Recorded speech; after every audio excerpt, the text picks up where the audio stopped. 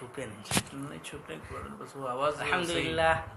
الحمدللہ وکفا وسلام علی عبادہ الذین اصطفی اما بعد فاعوذ باللہ من الشیطان الرجیم بسم اللہ الرحمن الرحیم وَإِن جَاءَكُمْ فَاسِقٌ بِنَبَإٍ فَتَبَيَّنُوا أَن تُصِيبُوا قَوْمًا بِجَهَالَةٍ فَتُصْبِحُوا عَلَى مَا فَعَلْتُمْ نَادِمِينَ.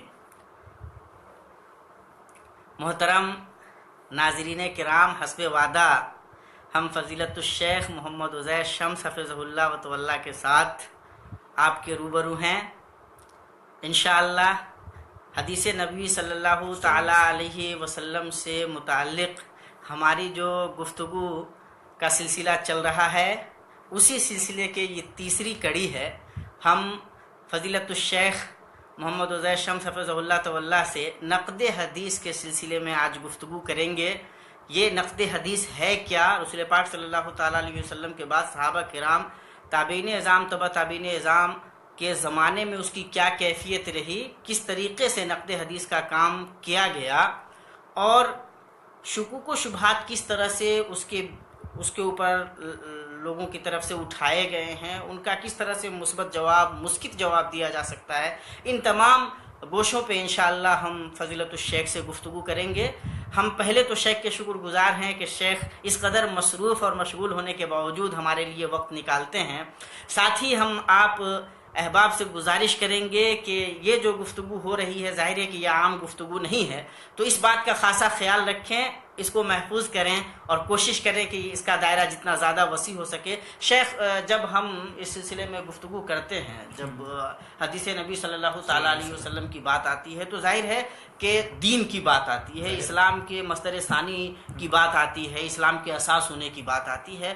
تو یہ سوال پیدا ہوتا ہے کہ قرآن حکیم کی جو حفاظت ہے، قرآن کریم یقینی طور پہ محفوظ شکل میں ہے، اللہ تبارک و تعالیٰ نے اس کے حفاظت کی ذمہ داری لی ہے، تو وہ اور امت کا اس بات پہ اجماع ہے، اس پہ سوال قائم نہیں ہوتا ہے. لیکن رسول پاک صلی اللہ تعالیٰ علیہ وسلم کی حدیثوں کے سلسلے میں جو ذہنیت ہے، وہ ظاہر ہے مسلمانوں کی، اچھے مسلمانوں کی تو ذہنیت اہل سنت والجماعت کی ہے کہ محفوظ ہے ماشاءاللہ اور بہت منظم طریقے سے کام ہوا ہے. لیکن حدیث نبی صلی اللہ تعالیٰ علیہ وسلم سے متعلق بہت سارے شکوک و شبہات ہیں جو اٹھائے گئے ہیں مختلف ذہنوں میں. اس سلسلے میں اگر وہ اچھے ذہن کے لوگ ہیں تو وہ بھی پریشان رہتے ہیں، اور جو اس طرح کے ذہن کے لوگ ہیں تو ان کی تو بات ہی الگ ہے. السلام علیکم. اليوم انا اذا مشغول بعدين ان شاء الله. جی السلام علیکم. تو اس سلسلے میں شیخ جاننا یہ ہے کہ رسول پاک صلی اللہ تعالیٰ علیہ وسلم کی حدیثوں کو محفوظ کرنے کے لیے، یا یہ کہ حدیثوں میں غیر حدیثی عناصر شامل نہ ہو، اس کام کے لیے صحابہ کرام رضوان اللہ تعالیٰ علیہ اجمعین نے کیا رویہ اپنایا، اور اس سے پہلے کیا رسول پاک صلی اللہ تعالیٰ علیہ وسلم نے بھی اپنی حدیثوں کی حفاظت اور یہ کہ اس میں کوئی ملاوٹ نہیں ہو، اس سلسلے میں رسول پاک صلی اللہ علیہ وسلم کا کوئی ارشاد رہا؟ نحمد و نصلی علی رسول الکریم. محترم بھائیوں، اور ابھی آپ نے جو سوال کیا بہت اہم سوال ہے. اس میں اگر ہم یہ دیکھیں کہ رسول اللہ صلی اللہ علیہ وسلم سے جو چیزیں منقول ہیں، جنہیں ہم حدیث کہتے ہیں، تو وہ ساری حدیثیں جو ابھی موجودہ شکل میں ہمارے پاس ہیں اور اس کثرت کے ساتھ مختلف دوروں کے اندر موجود ہیں، تو ایسا نہیں ہے کہ ساری حدیثیں وہ صحیح ہیں یا ساری حدیثیں ہیں جن کا کوئی اعتبار نہیں، جیسا منکرین حدیث کہتے ہیں، بلکہ ان میں مطلب بہت سی ایسی جو آتھینٹک ہیں، صحیح ہیں، بہت سی ایسی ہیں کہ جو بالکل واضح ہے، پتہ ہے کہ یہ موضوع ہے، جھوٹی حدیث ہے، اور بہت سی ایسی بھی ہیں کہ جو مشکوک ہیں، وہ پائے ثبوت کو نہیں پہنچی ہیں، اس لیے ان پر ہم عمل نہیں کرتے ہیں یا ان کی طرف دعوت نہیں دیتے ہیں یا اسے دین میں ہم شامل نہیں کرتے ہیں. تو اس کی مثال ایسے لے لیجیے جیسے کوئی بھی چیز کچھ اصلی ہوتی ہے، کچھ اس میں ملاوٹ ہوتی ہے، اور کچھ بالکل پتہ ہے کہ وہ سرے سے وہ چیز ہی نہیں. جیسے سونا ہے مثال کے طور پر، تو سونا خالص سونا بھی ہے جو بٹی میں بالکل نکال کر کے اس میں سے سارا ملاوٹ ختم کر دی جاتی ہے. دوسرا اس طرح کا بھی سونا ہے کہ جس میں ملاوٹ ہے، ملا کے آپ کو بنا کر کے دے دیں گے. اور تیسرا بالکل ہی سونا ہی نہیں سرے سے، وہ پیتل ہے یا اور دوسری کوئی چیز.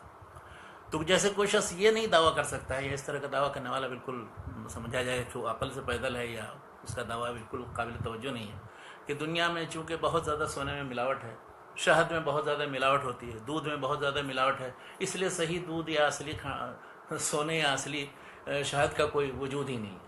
تو جس طرح یہ دعویٰ بالکل غلط ہے، اسی طرح یہ دعویٰ بھی بالکل غلط ہے کہ چونکہ بہت ملاوٹ ہو گئی ہے حدیث کے اندر اور بہت زیادہ موضوع اور گڑھی ہوئی جھوٹی حدیثیں اس میں شامل کر دی گئی ہیں، تو اس لیے وہ اب اس پر سے اعتبار ہی بالکل اٹھ گیا، یعنی حدیث کا وجود نہیں، یا جو بھی ہیں اس کے بارے میں ہمیں اطمینان نہیں.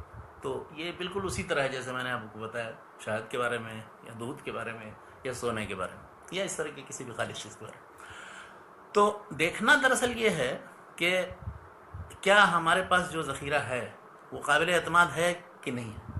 اچھا، کن اصول و قواعد کے مطابق ہم دیکھیں گے تو وہ قابل اعتماد پتہ چلے گا، اس کے بارے میں ہمیں اطمینان ہوگا کہ اللہ کے رسول صلی اللہ علیہ وسلم کی حدیث ہے. اس لیے کہ ہر شخص کو رسول اللہ صلی اللہ علیہ وسلم سے عقیدت ہے ایک مسلمان کو. تو مسلمان کو جب رسول صلی اللہ علیہ وسلم عقیدت ہے، اس کی اطاعت کا اتباع کا حکم دیا گیا ہے، تو وہ چاہے گا کہ اللہ کے رسول صلی اللہ علیہ وسلم کی حدیث، ان کا طریقہ، ان کی سنت، ان کا اسوہ معلوم کرے. بالکل. تو ان کو معلوم کرنے کا سوائے اس کے کوئی ذریعہ نہیں ہے، جیسا کہ صحابہ کرام کے زمانے میں یہ تھا کہ وہ جب دیکھتے تھے اللہ کے رسول صلی اللہ علیہ وسلم کو اسی طرح عمل کرتے تھے، سنتے تھے جو کچھ اس پر عمل کرتے تھے. اگر اس سے کوئی حکم عدولی کرتا تو وہ مسلمان نہیں تصور کیا جا سکتا تھا. ما کان لمؤمن ولا مؤمنۃ اذا قضى الله ورسوله امرا ان يكون لهم الخيارة من امرهم. ٹھیک ہے، تو یہ بالکل واضح چیز ہے. صحابہ کرام کے زمانے میں اس چیز کا کوئی تصور نہیں تھا کہ ان کی طرف کوئی، یعنی رسول اللہ صلی اللہ علیہ وسلم کی طرف کوئی جھوٹ یا گڑھ کر کے کوئی چیز رسول اللہ صلی اللہ علیہ وسلم کی طرف منسوخ کر دی. اس لیے کہ ان کے سامنے بیانات تھے ان کے، من کذب علی متعمدا فلیتبوأ مقعده من النار. جو شخص میری طرف جھوٹ کو شیخ ہاں اس اساس حدیث کو بنایا جائے رسول پاک صلی اللہ تعالیٰ علیہ وسلم کی طرف سے اس بات کی اساس کے طور پہ دیکھا جا سکتا ہے کہ خود حفاظت حدیث کے لیے رسول پاک صلی اللہ تعالیٰ علیہ وسلم نے ایک بنیاد فراہم کی. بالکل بالکل کہ انہوں نے خود اتنی بڑی وعید یہ بیان کی، من کذب علی متعمدا، اور یہ حدیث متواتر حدیث میں سے، یعنی اس کے بارے میں یہ نہیں کہہ سکتا کہ حدیث ثابت پائے ثبوت کو نہیں پہنچی. متواتر حدیث جن لوگوں نے متواتر حدیث پر کتابیں لکھی ہیں جیسے سیوطی نے، محمد جعفر قطانی ہیں، دوسرے لوگوں نے، ان سب لوگوں نے اس کو متواتر حدیث میں شمار کیا. تو متواتر کا مطلب ہر ایک کو اس بات کا اطمینان ہونا چاہیے کہ اللہ کے رسول صلی اللہ علیہ وسلم نے ایسا فرمایا. اتنی بڑی تعداد کو اطمینان ہو کہ ان کو جھوٹ پہ محمول کرنا. تو بہرحال مطلب جھوٹ کا انتصاب اللہ کے رسول صلی اللہ علیہ وسلم کی طرف بہت بڑا گناہ تھا، اور یہ کہ جہنم میں اپنا ٹھکانہ بنانے کے مترادف. اس لیے آپ دیکھیں گے کہ صحابہ کرام کے زمانے میں ان میں سے کسی ایک نے بھی رسول اللہ صلی اللہ علیہ وسلم کی زندگی میں یا رسول اللہ صلی اللہ علیہ وسلم کے بعد بھی خلفاء راشدین کے زمانے تک تقریباً کسی نے بھی کوئی ایسی حدیث اپنی طرف سے بنائی نہیں، اور نہ گڑھی ہے، نہ اس کے بارے میں کسی طرح کی کوئی روایت ملتی. ہاں ایسا ہے کہ جیسے کوئی حدیث کسی نے بیان کی، کسی صحابی کو یہ اشکال ہوا کہ پتہ نہیں یہ حدیث اسی انداز میں ہے، اسی طرح کی ہے کہ نہیں، تو یہ اشکال کسی کو ہو سکتا ہے. اس لیے کہ ہر ایک نے رسول اللہ صلی اللہ علیہ وسلم سے ساری حدیثیں نہیں سنی تھیں، بلکہ باری باری ہوتے تھے. عمر رضی اللہ عنہ مثال کے طور بتاتے ہیں کہ ایک انصاری اور ہم دونوں باری باری مجلس میں جاتے تھے، یا اس طرح سے اور دوسرے صحابہ کرام وغیرہ. تو اب کسی نے ایک مجلس میں جا کے کوئی حدیث اگر سنی ہے، دوسرے نے نہیں سنی ہے، تو جس نے سنی ہے وہ بیان کرتا تھا، وہ اب نہیں سنی ہے تو اس کو ممکن ہے کہ اشکال ہو کہ یہ حدیث ہے ایسی نہیں ہے. تو یہ جتنے اس طرح کے واقعات ہیں جیسے حضرت ابوبکر کے یا حضرت عمر کے یا علی وغیرہ کے، جس میں یہ ہے کہ انہوں نے ایک دوسرے سے گواہی دلوائی. مثلا ابوبکر رضی اللہ عنہ کے پاس ایک عورت آئی، وہ دادی تھی، اس نے کہا ہمیں دادی کا حصہ ہمیں چاہیے قرآن کی روشنی میں. انہوں نے کہا کہ تمہارے لیے کوئی حصہ وصہ نہیں ہے قرآن میں، میراث وراثت میں. تو کہا کہ یہ کیسے؟ کہا کہ ہاں قرآن میں کہیں اس کا ذکر نہیں ہے کہ دادی کو کوئی حصہ دیا جائے گا وراثت میں. تو اس کے بعد پھر ایک صحابی نے آ کر کے بتایا کہ نہیں، وہ دادی کو 1/6 دیا تھا رسول اللہ صلی اللہ علیہ وسلم نے. تو انہوں نے پھر اس کے بعد 1/6 دیا جب ان کو پتہ چل گیا. یعنی حضرت ابوبکر جو ہمیشہ رسول اللہ صلی اللہ علیہ وسلم کے ساتھ تھے، ان کو یہ حدیث معلوم نہیں تھی، اس وجہ سے انہوں نے تردد کیا. اسی طرح سے وہ حدیثیں جو حضرت عمر رضی اللہ عنہ سے منقول ہیں، حضرت عمر جہاں ایک طرف یہ کہ بالکل تثبت یا حفاظت کے نقطہ نظر سے یا کوئی چیز غلط رسول اللہ علیہ وسلم کی طرف منسوب نہ ہو، وہ گواہی طلب کرتے تھے یا تاکید کے لیے، جیسے ابو موسیٰ اشعری کا بہت مشہور قصہ ہے.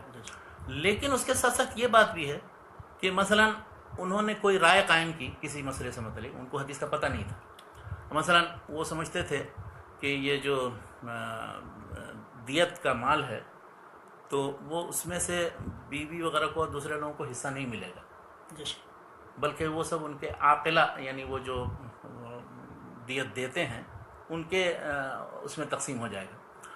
تو حضرت عمر کے پاس پھر جب وہ مسئلہ ہوا کہ اس کا کیا ہوگا، تو انہوں نے بتایا کہ نہیں، یہ تو اس میں عورت کو حصہ نہیں ملے گا اس میں سے، دیت میں سے.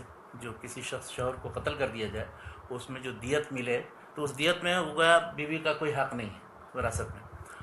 تو ان پر فوراً نکیر کرتے ہوئے ایک شخص نے بیان کیا کہ اشیم الضبابی ایک تھے صحابی، ان کو کسی نے قتل کر دیا، تو ان کے دیت میں جو ملا تھا پیسہ وہ سارا اس میں سے جو حصہ بیوی کا ہوتا ہے وہ دیا تھا انہوں نے اللہ کے رسول صلی اللہ علیہ وسلم. ایک دم وراثت کی تقسیم عمل میں. تو حضرت عمر نے اس کو فوراً تسلیم کر لیا. اسی طرح سے اللہ کے رسول صلی اللہ علیہ وسلم کی جو حدیثیں بھی جب بھی کسی نے بیان کی کسی مسئلے میں جس میں ان کو پتہ نہیں تھا، اس طرح کے 10 واقعات ہیں حدیث کی کتابوں میں. تو جہاں ایک طرح سے حضرت عمر نے تشدد اور تثبت کے لیے اور چھان پھٹک کر کے کہ اللہ کے رسول صلی اللہ علیہ وسلم کی طرف کوئی حدیث منسوب نہ کر دے، اس کے لیے بعد کے بعد لوگوں کے بارے میں آتا ہے کہ ان کو قید کر دیا تھا ابن مسعود کو، اور حالانکہ یہ بات درست نہیں ہے، قید کرنے والی بات درست نہیں، وہ درست نہیں ہے.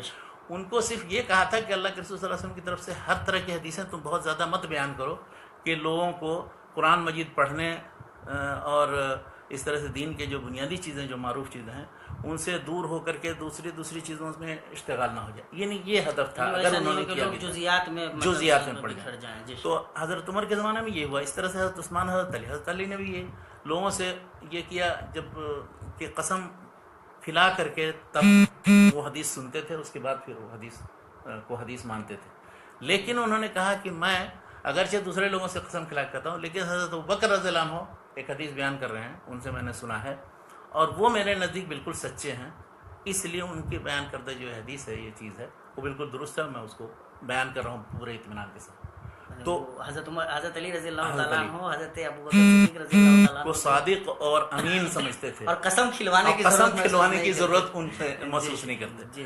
تو یعنی خلفائے راشدین کے زمانے تک یہ تھا کہ عمومی طور پر حدیث پر عمل کرتے تھے، چھان بین کرتے تھے. متفرق لوگوں کے پاس حدیثیں ہوتی تھیں، جس کے پاس جو حدیث مل جاتی تھی اس کے بعد اس کے مطابق عمل کرتے تھے. تو صحابہ کرام رضوان اللہ تعالی علیہم اجمعین کا جو یہ رویہ تھا حدیثوں سے متعلق، تو کیا اس کے پیچھے یہی جذبہ کار فرما تھا کہ مطلب حفاظت مطلب گڈ مڈ نہ ہو جائے، گڈ مڈ نہ ہو، یا کہ ہر شخص ہر طرح کی چیزیں جو رتب یابس بیان کرے تو ایسا نہ ہو کہ بے خوف و خطر بیان کرے. حالانکہ ان کو نعوذ باللہ یہ بات نہیں تھی کہ کسی صحابی سے گھڑی ہوئی حدیث سننے کی امید تھی، یہ نہیں. ہو سکتا ہے کوئی غلطی ہو جائے، کوئی ایسی چیز بیان ہو جائے بالمعنی یا کہ جو رسول اللہ صلی اللہ علیہ وسلم سے ثابت نہیں. اس لیے بعض صحابہ کرام مثلا حضرت عبداللہ بن مسعود اور انس بن مالک رضی اللہ عنہ وغیرہ سے منقول ہے، یا ابو الدرداء وغیرہ سے، کہ انہوں نے جب بھی کوئی حدیث بیان کی تو کہا او کما قال او نحو او، یعنی یا ایسے یا اس جیسے الفاظ، اس طرح سے.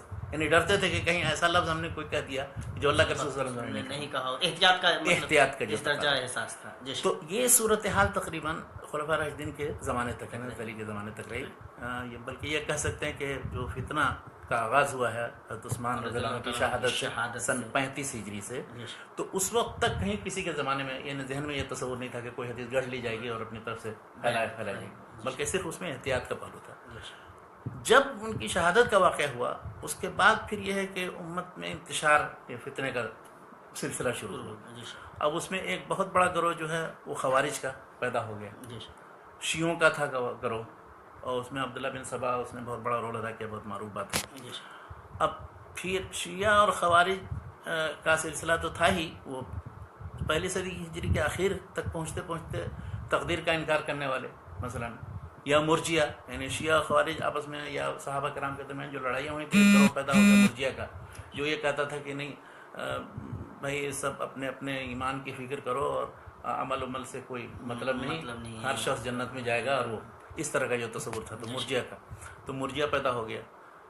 پہلی صدی ہجری گزر جاتی ہے، اس کے بعد دوسری صدیوں میں تو اور دوسرے فتنے پیدا ہو گئے ہیں، جہمیہ پیدا ہو گئے. لیکن پہلی صدی ہجری تک جب تک صحابہ تابعین موجود تھے اس وقت تک ان مختلف فرقوں کے پیدا ہونے کے نتیجے میں ہوا یہ کہ طرح طرح کی حدیثیں لوگوں نے گڑھنی شروع کر دی.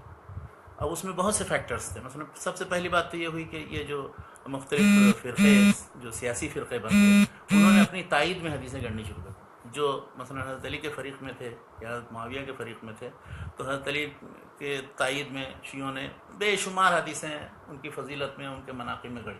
ان کی فضیلت مسلم ہے لیکن ان کے لیے ان حدیثوں جھوٹی حدیثوں کی ضرورت نہیں ہے. بالکل صحابہ کرام کے بارے میں جو اللہ نے قرآن میں بیان کیا ہے رضی اللہ عنہ ورضوا عنہ، اور اسی طرح سے جو حدیثیں صحیح ثابت حدیثیں ہیں وہ کافی ہیں، لیکن ایسی حدیثیں بنانے کی ضرورت نہیں. تو اس کے رد عمل میں کچھ لوگوں نے کیا کیا، وہ لوگ کہ جو حضرت عثمان یا حضرت عمر یا حضرت ابوبکر رضی اللہ عنہ کے دفاع میں تھے، ان کے گروہ میں تھے، ان صحابہ نے نہیں بلکہ ان صحابہ کے ساتھ جو اس گروہ میں سیاسی پارٹی کے طور پر تھے، انہوں نے رد عمل کے طور پر حضرت ابوبکر کی فضیلت میں حدیثیں گھڑنا شروع کر دی اور بنانی شروع کر دی، جبکہ اس کی بھی ضرورت نہیں۔ یہ جو گڑھنے والے لوگ ہیں یہ صحابہ کرام رضوان اللہ تعالیٰ عنہ ان کے زمانے میں تقریباً یہ جو فتنوں میں لڑائیاں ہوئی ہیں سن 60-65 تک تقریباً حضرت معاویہ اور پھر یزید کے زمانے تک، یعنی کتنے بڑے بڑے فتنے ہوئے، حضرت عثمان کی شہادت ہوئی، حضرت علی شہید کر دیے گئے، پھر اس کے بعد 60 میں حضرت حسین شہید کیے گئے، پھر اس کے بعد عبداللہ بن زبیر کا واقعہ جو یہاں محاصرہ کر کے، اور مدینہ کے اندر جو حرہ کا واقعہ ہے اس میں پورا گھیر کر کے مدینہ میں لوگوں کو شہید، تو اتنے بڑے بڑے واقعات ہوئے کہ اس کی وجہ سے لوگ جو ہے مختلف ٹولیوں میں سیاسی طور پر بھی بٹ گئے الگ الگ، اور الگ الگ ایک طرح سے وہ مقدس مذہبی ٹولے کی طرح سے ہو گیا۔ اور یہ رسول پاک صلی اللہ تعالیٰ علیہ وسلم فرماتے ہیں کہ ہمارا زمانہ سب سے بہتر زمانہ ہے، پھر ہمارے بعد والوں کا زمانہ ہے، پھر ان کے بعد والوں کا زمانہ، تو یہ سب سے اچھے زمانوں میں اچھے زمانوں میں یہ پہلے قرن یعنی بھی ختم ہو رہا ہے۔ قرن کا مطلب ویسے نہیں ہے 100 سال صدی، یہ جو سمجھتے ہیں وہ غلط بات ہے، یعنی پہلی صدی ایک پوری 100 سال کی صدی ہے مراد نہیں۔ قرن کا مطلب یعنی ایک طبقہ زمانے کا، یعنی رسول اللہ صلی اللہ علیہ وسلم کے صحابہ کرام مثلا، پھر کبار تابعین شروع ہو جاتے ہیں، عمر کے زمانے بہت سے کبار تابعین تھے، تو پھر یہ دوسرا طبقہ گویا یہ تابعین کا ہوا، پھر اسی طرح سے تبع تابعین، یعنی تقریباً 150 سال تک یا 120 سال تک یہ 3 قرن پورا ہو جاتا ہے، 3 طبقہ مراد ہے، 3 صدی نہیں۔ میرے کہنے کا مطلب ہے کہ یہ سارے فتنے انہی کے اندر پیدا ہو رہے ہیں، اور مطلب حدیثوں کے گڑھنے کا صحابہ کرام پہ تو یہ الزام نہیں ہے، لیکن ایک ان میں سے بعض جو صحابہ کرام کے ساتھ تھے، عوام میں جو تھے، جو لڑنے بھیڑنے میں شریک تھے، جن کو اور کچھ نہیں چیزوں کا پتہ تھا۔ دوسری چیز یہ ہے کہ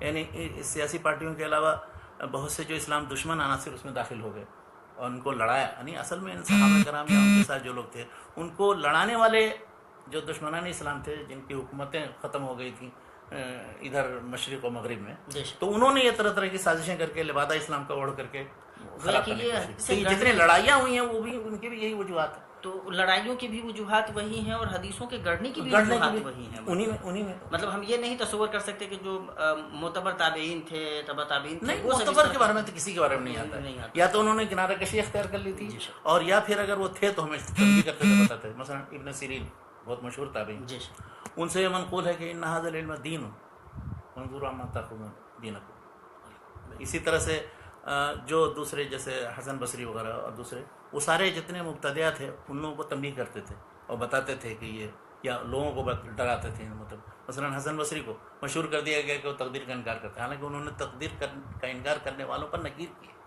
اور اس طرح کی روایتیں موجود۔ تو لوگ یہ بھی کرتے تھے جو دشمنان اسلام تھے کہ اپنے ہم نوا بنانے کے لیے ان کو بھی اپنے گروپ میں سے شمار کرتے ہیں۔ ہاں، کوئی مثلا اپنے آپ کو جو رافضی ہے وہ شیعت و علی میں شمار کر کے ان کو، ان سارے لوگوں کو، صحابہ تابعین کو اپنے گروپ میں شمار کرتے ہیں، جو ان کے موافق نہیں ہوتا تھا تو ان کے خلاف پھر اس کے بعد زبان درازی کرنا شروع کرتے تھے۔ تو ایک یعنی یہ وضع حدیث یا حدیث نئے نئے بنائے جانے کے بہت سے اسباب، ان میں سے ایک تو سیاسی جو فرقہ بندیاں ہوئیں، دوسرا پھر یہ کہ دشمنان اسلام کی در اندازیاں ہوئیں، اچھا تیسرا پھر کہہ سکتے ہیں کہ اس کے بعد کے ادوار میں کچھ زہاد عباد تھے جن کو یہ صورتحال بہت عجیب غریب لگی کہ ایسے لوگ لڑ رہے ہیں، مر رہے ہیں، دنیا کی طرف جا رہے ہیں لوگ، اور وہ تو لوگوں کو دین کی طرف لانے کے لیے حدیثیں گڑھنا شروع کر، بلکہ ان کا کہنا یہ تھا کہ ہم رسول اللہ صلی اللہ علیہ وسلم کی طرف منسوب یہ جو حدیثیں کر رہے ہیں اس کا مقصد نیک ہے ہمارا، اس سے دین کی طرف بلانا ہمارا مقصد۔ تو وہ زہاد و صوفیہ و عباد وغیرہ کا گروہ تھا، یہ بھی پہلی صدی ہجری موجود میں آ چکا تھا۔ اسی طرح سے کچھ لوگوں نے حکمرانوں کو خوش کرنے کے لیے بعض حدیثیں شروع کی۔ مثلا ایک شخص کے بارے میں آتا ہے کہ ایک آدمی غیاث بن منصور، غیاث بن ابراہیم نام ہے، وہ مہدی، خلیفہ مہدی کے پاس تھا، آیا، دیکھا کہ وہ کبوتر بازی کر رہے ہیں، کبوتر سے کھیل رہے ہیں، اور تو اس نے ایک حدیث فوراً جٹ بنا کر کے اس میں ایک لفظ کا اضافہ کر دیا۔ اس میں حدیث تو ہے اصل، لا سبق الا فی نسل او خف او حافر، یعنی جو ریسنگ یا مقابلہ ہو تو اس میں جو انعام رکھا جاتا ہے تو یہ ان تینوں چیزوں کے اندر ہے، اس لیے کہ ان سب چیزوں کے ذریعے گویا ایک مومن جو ہے جفاکشی کی زندگی گزارتا ہے۔ لا سبق الا فی نسل او خف او حافر، نظام اندازی ہے یا گھوڑ سواری ہے، ان سب میں۔ تو اس نے او جناحن بڑھا دیا، یعنی کبوتر بازی بھی اس میں شامل ہے، تو اس میں بھی اگر ریسنگ ہو یا مقابلہ ہو تو اس میں تو اس نے پیسہ تو دیا اس کو کچھ، لیکن جب گیا واپس تو اس نے کہا کہ دیکھو یہ جھوٹا ہے، ابھی ابھی یہ حدیث بنا کر کے گیا مجھے خوش کرنے کے لیے. ہاں، اور اس کے بعد اس نے یہ کیا کہ اس کبوتر کو، جن کبوتروں سے وہ کھیل رہا تھا سب کو ذبح کر دیا. یہی سبب بنا ہے اس حدیث کے گڑھنے. کم سے کم حکمراں جو تھا اس کا ایمان ماشاءاللہ ہاں، بہت. تو ایسا نہیں ہے کہ سارے حکمراں میں بہت سے ایسے بھی تھے جو. ہاں، تو ان مختلف عوامل کی وجہ سے حدیثیں بہت سی گڑھی گئیں. شیخ، تو صحابہ کرام رضوان اللہ تعالیٰ عنہ کے زمانے میں تثبت تھا. صحابہ کرام یہ چاہتے تھے کہ کوئی مطلب خلط ملط کی کیفیت نہ ہو. اس کے لیے وہ اس معاملے میں مطلب ایک طرح سے بہت چوکنا تھے اور چھانوی کرتے تھے. تابعین کا جب زمانہ آتا ہے یا رسول پاک صلی اللہ علیہ وسلم کے صحابہ کرام کا زمانہ جب آگے بڑھتا ہے، جب فتنے شروع ہوتے ہیں، تو ساتھ ہی ساتھ حدیثوں کے گڑھنے کا بھی رواج بڑھ جاتا ہے، تھوڑا شروع ہو جاتا ہے. تو اس وقت اب جو تابعین ہیں، کبار تابعین ہیں، یا صحابہ کرام رضوان اللہ تعالیٰ عنہ زمانہ کا آخری زمانہ ہے، جو اس وقت موجود ہیں، وہ حدیثوں کو ماننے یا نہ ماننے کے سلسلے میں کیا رویہ اپناتے ہیں؟ حدیثوں کو ماننے نہ ماننے سے متعلق کسی کا کوئی اختلاف نہیں تھا. یعنی حدیثیں سب قابل قبول ہیں، تبھی تو یہ گڑھنے والے بھی حدیث گڑھتے تھے. نہیں شیخ، میں وہ کہہ رہا ہوں کہ اب حدیثوں کی اوتھینٹسٹی کو جانچنے کے لیے وہ کیا کر رہے ہیں؟ ہاں، جب یہ ہوا، یعنی کہ جب کافی تعداد میں حدیثیں اس طرح سے پھیلنے لگیں، ہر طرح کی چیزیں منسوخ ہونے لگیں اللہ کے رسول کا، تو پھر صحابہ کے بعد تابعین کے زمانے میں یہ رویہ ہوا کہ انہوں نے پھر دو چیزیں کی. ایک تو ہے کہ جہاں کوئی حدیث سنتے تھے، کس نے بیان کیا، کس سے تم نے سنا، اس نے کس سے سنا، تو گویا اسناد کی چھان بین کا سلسلہ شروع، اور وہ پہلے شروع ہوا. اس لیے کہ صحابہ جب کوئی صحابی کسی صحابی سنتا تو فوراً تسلیم کر لیتا تھا کہ ہاں لگے سن، اس لیے کہ سب عدول ہیں. لیکن جب ان لوگوں نے اس زمانے میں اور بعد میں سننا شروع کیا تو پوچھنا شروع کیا، اچھا تم نے کس سے سنا، انہوں نے کس سے سنا، یہاں تک کہ وہ پورا بتایا اپنا. ایک تو یہ سلسلہ اسناد.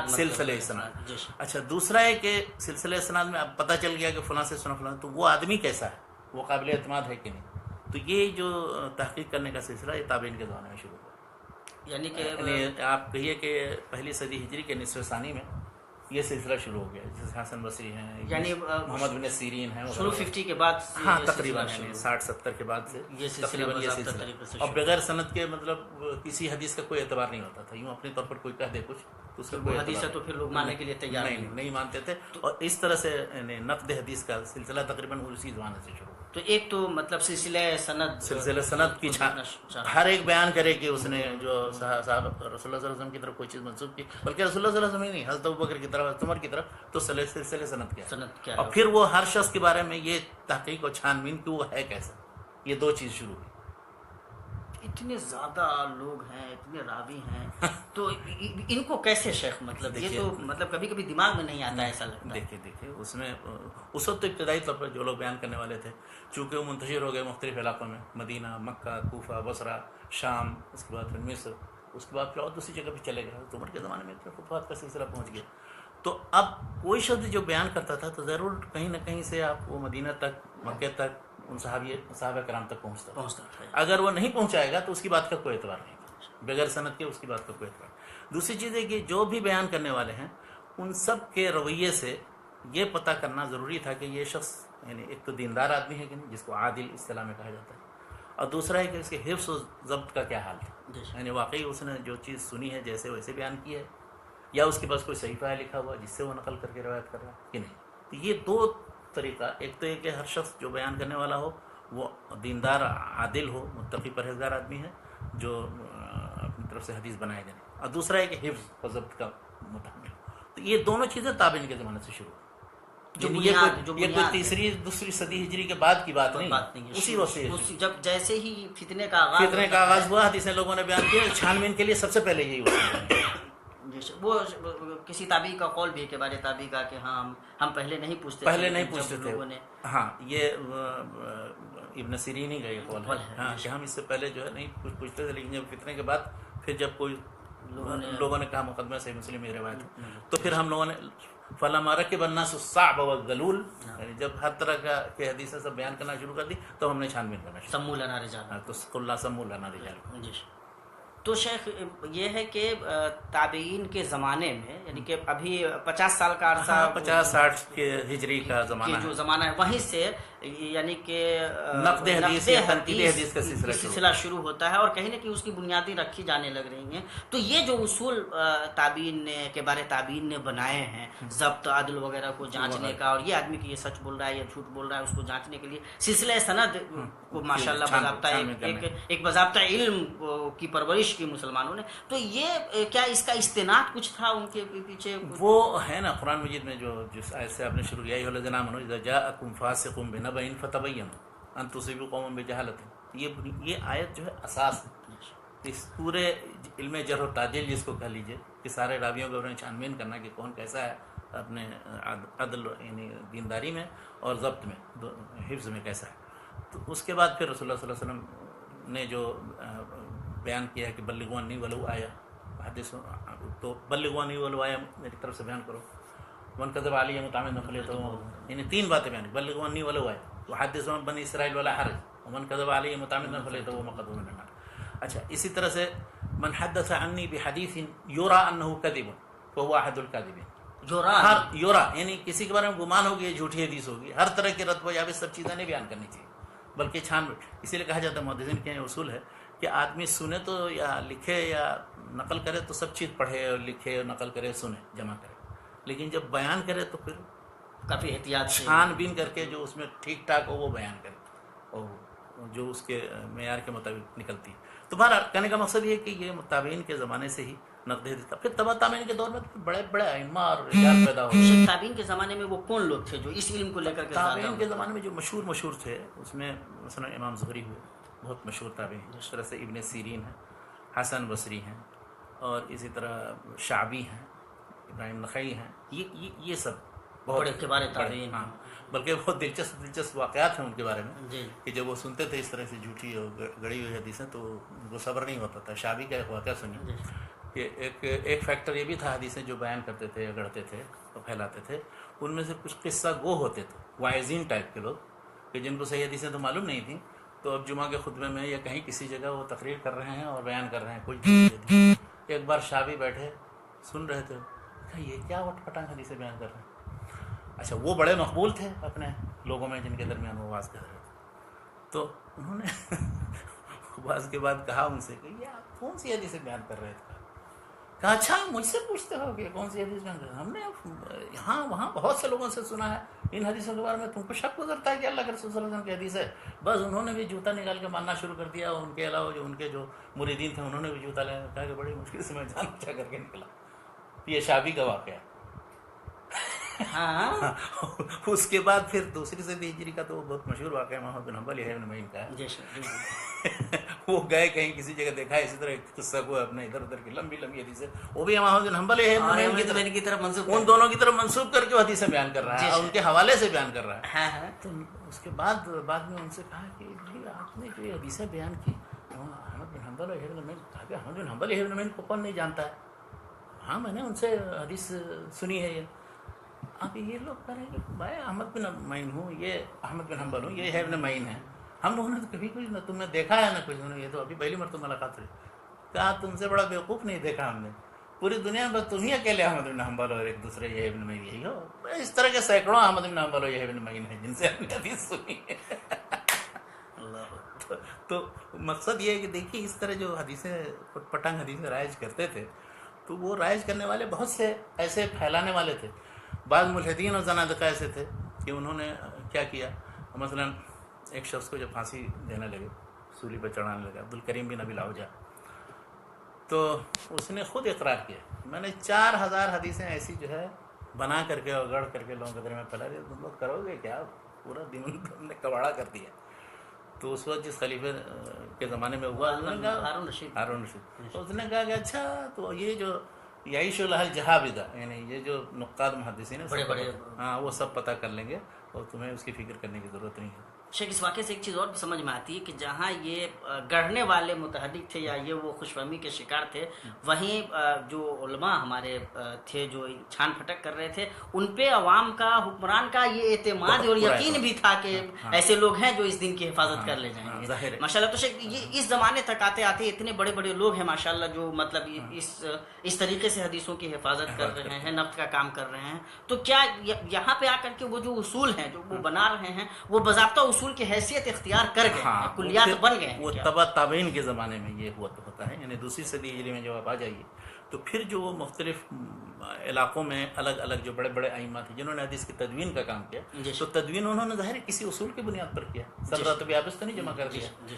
تو وہ جو اصول تھے وہ اصول اس دوسری صدی ہجری میں تقریباً منقع ہو گئے واضح طور پر. مثلا امام مالک رحمۃ اللہ علیہ موطا میں جو حدیثیں وہ لاتے ہیں، دیکھیے یہ اعلیٰ درجے کی سب مرفوع حدیث ہیں، وہی حدیثیں ہیں جو صحیحین میں ہیں یا ابو داؤد ترمذی نے اور امام احمد بن حنبل نے اسی سے نقل کیا. بلکہ جب امام مالک حدیث بیان کرتے تھے تو فوراً اس کو لوگ توجہ سے سنتے تھے اور وہ امام مالک مدینہ میں بیان کر رہے تھے. اس کے مقابلے میں فتنوں کی جو سرزمین عراق کی سرزمین مانی جاتی ہے، تو عراق میں ہر طرح کے فرقے اور طرح طرح کی گروہ بندیاں اور اس میں آپس میں نزاعات ہوتے تھے. تو واضح بات تھی، وہ کہا جاتا ہے، عبدالرحمن بن مہدی کہتے ہیں کہ یہاں ایک حدیث جو ایک بالشت ہوتی ہے وہاں جا کر کے ایک گز ہو جاتی ہے عراق میں. امام مہدی رحمۃ اللہ علیہ کہتے ہیں. اچھا، اسی طرح سے امام مالک رحمۃ اللہ علیہ کے زمانے میں ایک اور بہت مشہور واقعہ ہے. انہوں نے کہا کہ وہ ایک آئے ان سے ایک شاگرد پڑھنے کے لیے حدیث، تو 400 حدیث انہوں نے 40 دن کے اندر پڑھی، یعنی ہر دن 10 حدیث کے اوسط سے. تو امام مالک سے کہا ان کے شاگرد نے، آپ اتنے دنوں کے اندر ہم نے صرف آپ سے 400 حدیث، اتنی حدیث تو ہم عراق میں ایک دن میں سن لیتے ہیں. تو انہوں نے کہا کیا جواب بہت دلچسپ دیا. انہوں نے کہا کہ ہمارے یہاں وہ کوئی سکہ جو ہے گڑھنے کے لیے وہ مشین نہیں ہے، تمہارے یہاں وہاں مشین ہے گڑھ کر کے دار و ضرب جیسے درہم دینار ڈھل کر کے نکلتے ہیں، اسی طرح ڈھلے ڈھلائے حدیثیں نہیں ہیں. ہم لوگ جو چیزیں سنتے ہیں جیسے پائے ہیں چھان بین کرنے کے بعد جو چیزیں صحیح نکلی ہیں وہی بیان کرتے ہیں، دار و ضرب نہیں ہے بغداد کی طرف سے. تو گویا کہ شیخ جیسے حضرت امام مالک رحمۃ اللہ علیہ ہیں یا ان کے زمانے کے جتنے کبار تابعین ہیں، وہ حدیثوں کو پرکھنے کا اپنا ایک زاویہ رکھتے ہیں، باضابطہ اصول ہیں ان کے، اور ان کی روشنی میں حدیثوں کو جانچنے کے بعد پھر وہ ان کو بیان کرتے ہیں. تو بعد میں جب یہ ایک باضابطہ علم اسماء رجال، فن جرح و تعدیل، جب یہ ایک فن اور ایک علم کی حیثیت سے متعارف ہوتا ہے ہمارے درمیان، مسلمانوں کے درمیان، تو یہ کب اس طرح سے ہو پاتا ہے باضابطہ؟ جب یہ وہی دوسری صدی ہجری کے اندر ان اتباع تابعین، یعنی جو تابعین کے شاگرد تھے، امام زہری وغیرہ کے جو شاگرد تھے، امام مالک ہوئے یا اور اس طرح سے ثوری ہوئے، اسحاق بن راہویہ، وہ ثوری ہوئے، اوزاعی ہوئے، یہ سب ہیں اتباع تابعین میں. یعنی دوسری صدی ہجری کے لوگ، ابن اسحاق، محمد بن اسحاق ہوئے جنہوں نے مغازی کی کتاب لکھی. ان لوگوں نے یہ کیا اور اس کے بعد ان سے یہ سب اصول و قواعد کی شکل میں، مختلف روایتوں کی شکل میں جو بعد میں پھر دوسری صدی ہجری کے آخر تک لوگوں نے جمع کر دی تقریباً. ان میں جو سب سے بڑا نام آتا ہے وہ ہے یحییٰ بن سعید القطان کا اور عبدالرحمن بن مہدی. یہ سب دوسری صدی ہجری تک، یحییٰ بن سعید بن قطان، یحییٰ بن سعید القطان اور عبدالرحمن بن مہدی. اچھا، اسی طرح سے ان کے پھر جو شاگرد لوگ ہیں تو وہ تیسری صدی ہجری میں چلے گئے. یہ جو جیسے یحییٰ بن سعید ہیں یا عبدالرحمن بن مہدی وغیرہ، یہ جو اصول بنا رہے ہیں، تو اپنے سے پہلے لوگوں نے جو جس طریقے پہ حدیثوں کو پرکھا ہے اس کو سامنے رکھا، ان سے اور بلکہ انہی ائمہ سے وہ سب سارے جتنے اقوال یا ان راویوں کے بارے میں جو کچھ بھی تصورات ہیں وہ سب وہ ان تصورات کو سامنے رکھ کر کے پھر وہ کوئی، یعنی ان راویوں کے بارے میں جو ان لوگوں نے بیان کرنے والے ائمہ نے دوسری صدی ہجری تک جو تصور دیا وہ بھی کیا. اور اس پر پلس ایک چیز اور اضافہ ہو گیا، انہوں نے نقد حدیث کے سلسلے میں یہ سارے اصول و قواعد جو بنائے ہیں، تو بالکل جیسے کہتے ہیں نا معمل ہوتا ہے، کوئی فیکٹری ہوتی ہے، اس میں چیزوں کو لایا جاتا ہے، تجربہ کیا جاتا ہے، اس پر دیکھا جاتا ہے. انہوں نے کیا تیسری صدی ہجری کے شروع میں یا دوسری صدی ہجری کے آخری سے شروع ہوتا ہے کہ وہ ہر راوی کی ساری روایتیں اکٹھا کرتے تھے جتنی اس کی بیان کرتا ہے، اور پھر آپس میں مقارنہ موازنہ کرتے تھے. تو وہ پتہ چلتا ہے کہ اچھا یہ ساری، اب مقارنہ موازنہ بہت طرح کی، ایک تو ایک موضوع سے متعلق ساری حدیثیں کون سی ہیں اور کس نے کیسے کیسے بیان کی، تو وہ پتہ چلتا تھا کہ اچھا مجموعی طور پر یہ حدیث ثابت ہے یا نہیں ثابت. دوسری چیز یہ کہ ایک خاص شیخ کی بیان کردہ جتنی حدیثیں ہیں اس کے جو جتنے شاگرد ہیں وہ کیسے سے بیان کرتے ہیں. تو اب انہوں نے امام زہری کے مثلا کئی شاگرد 7-8 شاگرد، تو اب ان 7-8 شاگردوں میں ہر ایک نے اس حدیث کو کیسے کیسے بیان کیا، یا کسی نے بیان کیا ہے نہیں بیان کیا، اور بیان کیا ہے تو دونوں میں فرق ہے کیا کیا۔ تیسرا مثلا یہ کہ ایک حدیث ہے، اس کے جتنے اسانید و طرق ہیں ان کو جمع کرنا، ان کے جتنے شواہد و مطابعات ہیں، جیسے کسی صحابی سے، دوسرے صحابی سے، تیسرے صحابی سے، تو وہ طرح طرح کے یہ جو موازنہ اور مقارنہ کا جو طریقہ ہے وہ انہوں نے اختیار کیا، یعنی کئی صحابہ سے کون کون سے منقول ہے یہ روایت، ان کا موازنہ۔ اسی طرح سے ایک محدث نے مثلا حدیثیں جو بیان کی ہیں، شروع میں جو حدیثیں بیان کی اپنی زندگی میں اور آخر زندگی میں جو بیان کی ہے، تو ان دونوں میں موافقت ہے کہ نہیں۔ اسی طرح مثلا ایک محدث جو حدیث بیان کر رہا ہے اور ان کے جو زمانے میں جو دوسرے محدثین ہیں اپنی سندوں سے حدیث بیان، ان دونوں کے درمیان کہاں تک اتفاق اور اختلاف ہوتا ہے، یعنی خلاصہ۔ اچھا پھر یہ کہ جو چیزیں وہ زیاداشت سے بیان کرتا ہے کیا وہ کتاب کے مطابق ہے یا نہیں ہے۔ اچھا اسی طرح سے مثلا کسی کے پاس کوئی کتاب یا صحیفہ ہے، دوسرے کے پاس بھی کوئی کتاب یا صحیفہ، تو یہ حدیث جو اس صحیفے کے اندر ہے دوسرے میں جو صحیفے میں، یہ دونوں ٹیلی کرتے ہیں کہ نہیں کرتے۔ یعنی یہ محدثین نے دراصل 2 صدی ہجری سے یہ اصول بیان، جب تک کہ مقارنہ موازنہ آپ نہیں کریں گے اس وقت تک نہ کسی راوی کے بارے میں آپ حکم لگا سکتے ہیں، نہ کسی حدیث کے بارے میں حکم لگا سکتے ہیں۔ تو یہ سب سے اہم طریقہ یہی ہوتا تھا، مقارنہ موازنہ کرنے کا، اس لیے کہ سب مل کر کے متفق ہو جائیں کسی چیز کو گڑھیں گے، ایسا نہیں ہو سکتا، خاص طور پہ جو ثقات اور عدول ہوں گے۔ لیکن اوہام سب سے ہو سکتے ہیں، جو بھی ثقہ ہے یا عادل و ضابط ہے اس سے بھی کبھی وہم ہو سکتا ہے۔ تو اب کب کس سے کیا وہم ہوا، یہ جو مقارنہ موازنہ کرنے سے یہ پتہ چلا کہ اس صحابی سے یہ روایت ثابت ہے، اس صحابی سے ثابت نہیں، یا مثلا اس محدث سے روایت کرنے والے فلاں جو شاگرد ہیں وہ اس روایت کو پختہ طور پر صحیح طریقے سے بیان کر رہے ہیں، اور فلاں سے وہم ہوا، اس لیے کہ مثلا 1-2 آدمی نے دوسرے طریقے سے بیان کیا۔ یا مثلا تیسری چیز یہ ہے کہ حدیث کے اندر کسی طرح کا اضطراب، یا کسی نے کوئی لفظ گھٹا بڑھا دیا، کسی نے مرفوع حدیث میں مثلا کوئی مدرج چیز، یعنی جو مرفوع نہیں ہے اللہ کے رسول صلی اللہ علیہ وسلم کی حدیث نے، وہ بڑھا دیا ہے، تو وہ کسی کچھ جو ثقات بیان کرتے ہیں اس سے پتہ چلتا ہے کہ یہ ٹکڑا جو ہے مدرج ہے۔ تو متن میں کسی طرح کا اضافہ یا تحریف یا ادراج یا قلب یا اضطراب، ان سب چیزوں کا پتہ چلتا ہے اس سے۔ تو یہ ایک بہت ہی بنیادی اصول تھا، بلکہ میں آپ کو بتاؤں کہ دراصل اسی سے وہ پتہ چلاتے تھے کہ کوئی راوی ثقہ ہے یا نہیں ہے، کب ثقہ ہے، اس کے اندر اختلاط تو نہیں ہو گیا۔ اس قسم کی کوئی مثال عملی کوئی مثال اس کی مثال اصل میں یہاں پر ہم ایک کوئی حدیث پیش کر کے اس کے سارے جو شواہد ہیں، جب تک جیسا کہ امام مسلم کی ایک چھوٹی سی کتاب ہے جو ڈاکٹر محمد مصطفیٰ اعظمی صاحب نے چھاپی ہے، وہ ہے کتاب التمییز کے نام سے۔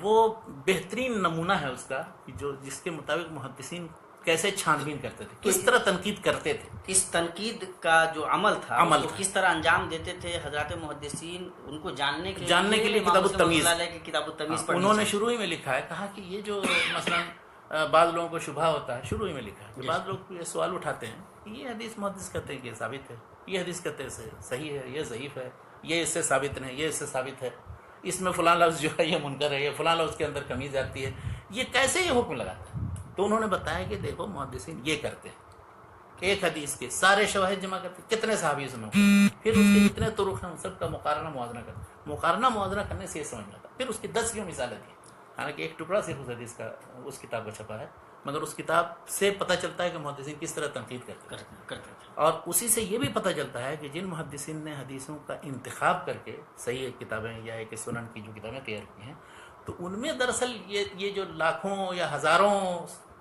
اسانید اور طرق، وہ سب ان میں سے چن کر کے منتخب کر کے وہ طرق اور وہ متون لیے ہیں کہ جو اس سے معتمد ہیں، یا کہ جس میں کسی طرح کی کوئی علت ہے تو وہ بھی بیان کی۔ شیخ تو جب یہ علم ایک باضابطہ علم سامنے آیا، حضرات محدثین نے یہ طریقہ اپنایا، تو پھر وہ ایک بڑی کیفیت دیکھنے میں ملتی ہے۔ علم اسماء الرجال جو ہے یا فن جرح و تعدیل باضابطہ ایک علم بنتا ہے، اس سے ہم یہ جائزہ لیتے ہیں، مقارنہ کرتے ہیں کہ ہاں یہ حدیث صحیح ہے یا نہیں ہے۔ تو پھر محدثین ایک ہی راوی کے بارے میں، ایک محدث کہتے ہیں کہ یہ ثقہ ہے، دوسرے کہتے ہیں کہ یہ مطلب غیر ثقہ ہیں یا متروک ہیں یا مطلب کیا کہتے ہیں متکلم فی ہیں، تو یہ ایک تو یہ ہے کہ یہ ساری انسانی کاوشیں ہیں، پھر ان کے درمیان آپس میں اختلافات بھی دیکھنے کو ملتے ہیں، تو پھر کیسے اعتماد کیا جا سکتا ہے، یا پھر ان اختلافات کی کیا حقیقت؟ دیکھیے عام طور پر آپ کبھی نہیں دیکھیں گے کہ کوئی بالکل متفق علیہ ثقہ راوی ہے اس کے بارے میں کوئی بڑا اختلاف ہو، ایسا نہیں ہوگا. یا مثلا متفق علیہ کوئی بالکل وضاح کذاب ہے، اس کے بارے میں کوئی اختلاف نہیں ہوگا کہ وہ شخص ثقہ ہے یا وہ، یہ ایسا نہیں ہوتا. کچھ ایسے روات وہی جو میں نے بتایا جن کی ساری روایتیں جمع کرتے ہیں، اب اس کے بعد مقابلہ مقارنہ موازنہ کرتے ہیں، تو اب اس میں کسی کے نزدیک مثلا راجح ہوتا ہے کہ یہ شخص جو ہے اس سے وہم ہوتا ہے، یا غلطیوں کا صدور ہے، زیادہ غلطیوں کا صدور ہے یا کم غلطیوں کا صدور ہے، کبھی کبھی غلطیوں کا صدور ہوتا ہے یا عموماً غلطی یہ کرتا ہے زیادہ. یا مثلا یہ شروع میں حدیثیں اس نے بیان کی ہیں تو وہ تو ٹھیک تھیں، حافظہ اس کا بعد میں جب خراب ہو گیا، مختلط ہو گیا، تو اس کی حدیثوں کا پھر اعتبار نہیں. تو اب کبھی کبھی مثلا یہ کہ وہ ایک دور کے بارے میں وہ کہتے ہیں کہ وہ ثقہ ہے، اور دوسرے دور کے بارے میں کوئی شخص ضعیف کر رہا ہے. یا مثلا ایک شخص مثلا فلاں شیخ سے روایت جب کرتا ہے تب تو اس کی بات کا اعتبار ہے، اور فلاں شخص سے روایت کرتا ہے اس کا اعتبار نہیں ہے. تو اس طرح کے سارے کنڈیشنز ہیں.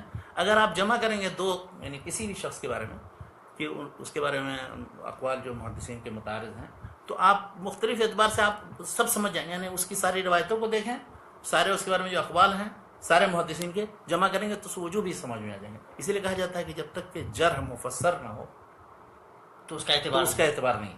تو اب اگر جرح و تعدیل کے درمیان بنیادی طور پر اعتبار، کسی نے کہا دیا ثقہ، کسی نے کہا ضعیف، تو اب اس شخص کی بات معتبر ہوگی جو ثقہ یا ضعیف کہنے کی کوئی وجہ و تفصیل بیان کر رہا ہے، مجمل کلام نہیں اعتبار. اگر انہوں نے بیان نہیں کیا اور کسی دوسرے نے ثقہ کہا ہے تو وہ بات مانی جائے گی.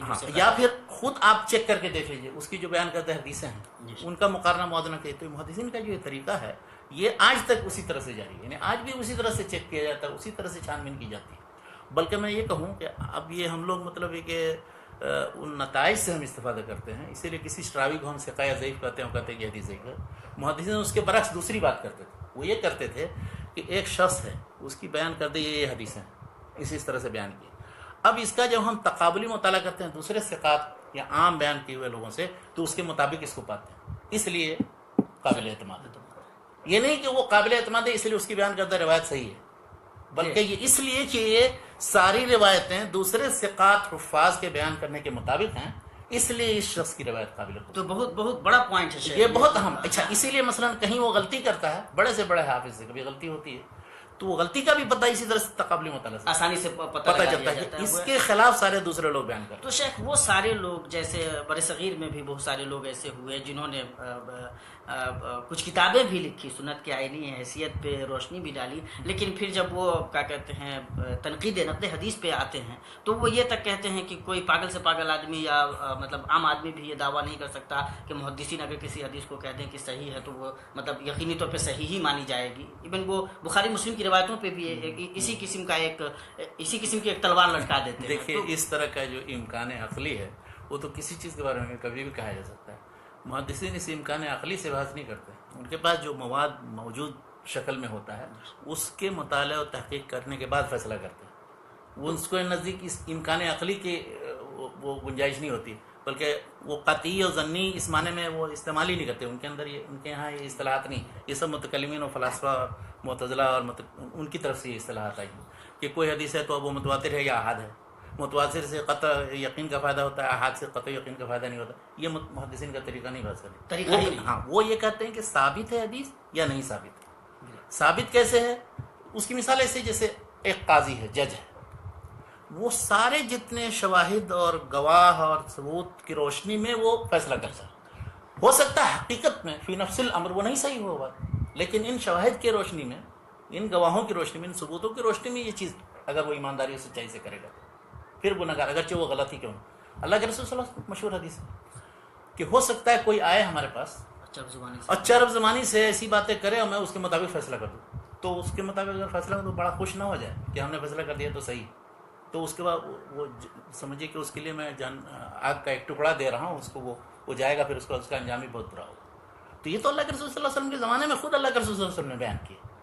تو شواہد یا گواہ یا بیان کرنے والے جو بیان کرتے ہیں انہیں مجموعی طور پر ایمانداری کے ساتھ دیکھا جاتا ہے کہ وہ فی نفس ہی کن نتائج کی طرف رہنمائی کرتے ہیں. مثلا آپ کسی بھی دنیاوی کسی بھی معاملے میں کسی آدمی پر آپ اعتماد کرتے ہیں، آپ اس سے مال لیتے ہیں، کبھی آپ کو کبھی بھی دھوکہ دے سکتا ہے کسی وقت، لیکن چونکہ آپ نے تجربہ کیا ہوا ہے کہ وہ امانت دار آدمی ہے، آپ اسے لین دین سب کچھ کرتے ہیں، اس لیے اسے آپ دوا لیتے ہیں، اس سے سامان خریدتے ہیں. اب کوئی شخص آپ کو بھٹکائے گا کہ وہ تو کبھی بھی تم کو ٹھگ لے گا، بیوقوف بنا رہا ہے وہ، اس کی بنیاد پر کیا آپ کہیں گے کہ نہیں اب ان سے معاملہ کرنا چھوڑ دیں؟ ایسا نہیں ہے، دنیاوی معاملات میں ایسی ہے تو دینی معاملات میں تو یہ گویا کہ مطلب اس طرح سے امکان کی بات کرنا، یہ جنرل مطلب بات کر کے محدثین کی ساری کوششوں پہ اب حرف پھیر دینا، مطلب ایسے ہی ہانک دینا، تو یہ کوئی اچھی بات نہیں ہے. اور محدثین کا جو عمل ہے وہ باضابطہ اصولوں اور قواعد کی روشنی میں وہ سارے دلائل اور وہ سامنے رکھ کر کے باضابطہ اس پروسیس سے، اور جب کوئی بھی آدمی اس پروسیس سے جائے گا تو اس سچائی تک پہنچے گا کہ حدیثوں کی حفاظت کا سب سے بہترین طریقہ جو ہو سکتا تھا وہ حضرات محدثین نے اپنایا. شیخ ایک سوال آ بھی رہا ہے، اور ظاہر ہے کہ جب ہم نقد حدیث سے متعلق بات کرتے ہیں، سلسلہ سند کی بات آتی ہے، تو ایک عام بات آتی ہے کہ حضرات محدثین نے سلسلہ سند کو دیکھا، بیان کرنے والوں کو دیکھا، لیکن کیا بیان کیا جا رہا ہے وہ متن کیا ہے، اس متن کے بارے میں ان کے یہاں نقد نہیں ہے، اور شاید یہ مطلب ایک نقص کے طور پہ پیش کرنے کی کوشش. دیکھیے یہ بہت بڑی بھول ہے. علوم حدیث سے متعلق چھوٹی سے چھوٹی کوئی کتاب اصول حدیث پہ دیکھیے، ضرورت نخبۃ الفکر ہے، اس کی شرح نظرۃ النظر حافظ ابن حجر کی، یا ابن صلاح کی کتاب، یا ابن کثیر کی، کوئی بھی اٹھا کے دیکھیے، اس میں بہت سے ایسے ابواب ہیں کہ جن کا تعلق دراصل متن حدیث سے، قطع نظر اس کے کہ سند میں کیا ہے نہیں. اس لیے کہ جب ہم صحیح حدیث کی تعریف کرتے ہیں تو کہتے ہیں کہ ہمارا وہ عدل تام مضبط متصل السند غیر معلل ولا شاذ، یعنی جس کو عادل اور ضابط یعنی حافظ نے بیان کیا ہو، سند پوری متصل ہو. یہاں تک تو آپ کہہ سکتے ہیں کہ سب سند سے متعلق، غیر معلل ولا شاذ، اس حدیث کے اندر کوئی علت نہ ہو، اور دوسری اور کسی طرح کا شذوذ و تفرد نہ ہو.